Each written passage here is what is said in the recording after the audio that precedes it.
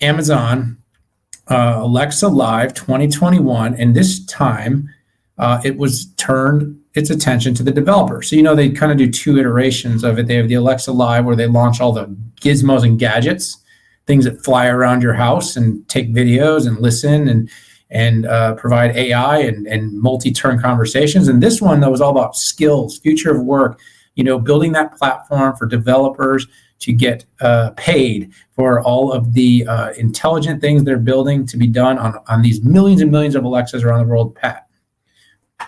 I appreciate you punting that over to me. So yeah, listen, here's the funny part. You don't hear as much about Alexa as, let's say, you did a year and a half or 2 years ago when it was first out. And do you know why that is?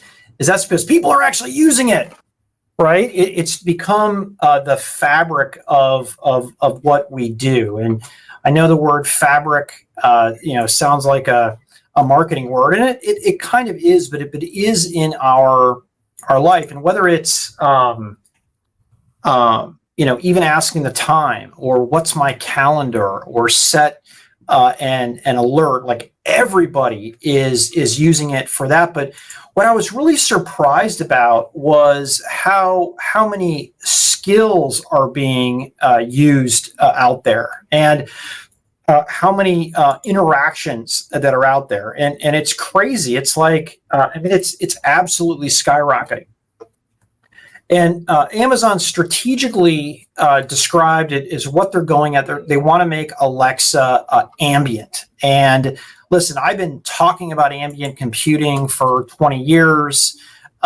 We see it in science fiction all the way, Space Odyssey, where HAL, I know that's probably a bad example, but, it's a negative example of where you can essentially ask HAL anything, and it does it, and hopefully it doesn't lock you out of the spacecraft. But with that said, what Amazon did is they added about 27 new features to developers to make Alexa more ubiquitous, make Alexa more multimodal, and make Alexa just smarter. And quite frankly, you could read my Forbes article where I go into feature by feature, but I don't think that's most valuable here. I think what's most valuable strategically is them looking at this as a ubiquitous service, which strategically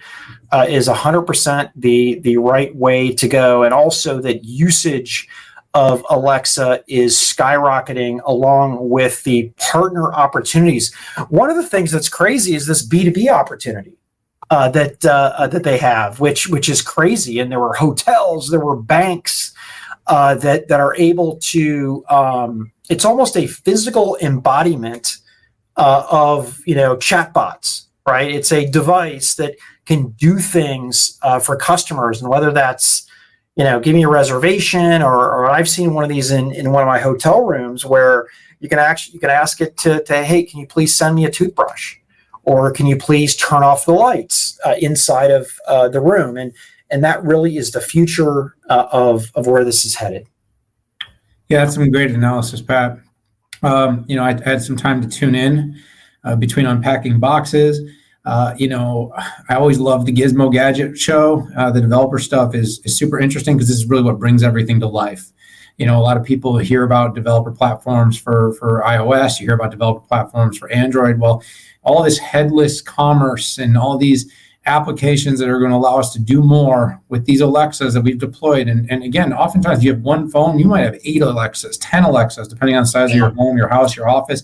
And this thing has been very successful. Tens of millions are being deployed right now. I think on the yearly, I think there's like 165 million of them out there. I would have to double check that number, so don't hold me accountable to it, but it is quite a few. I boiled this down to 3 things of the 50 plus various announcements. One, it was all about improving customer and user experience. Customer and user experience Many features were designed to just make the experience of using Alexa better. 2, drive growth with easier customer acquisition, retention, and monetization. So, you got to make this lucrative and attractive to the developer community. You want developers to come play in the sandbox. They have to have a reward.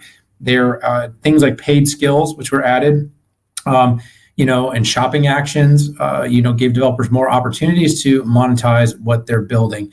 And then finally, simplify development. We hear all about things like low code, no code. We need to make it easier so that developers can build faster, give them more plug and play, give them resources, design guides, entities, and even A/B testing that can be done right in the platform. All of these things were there.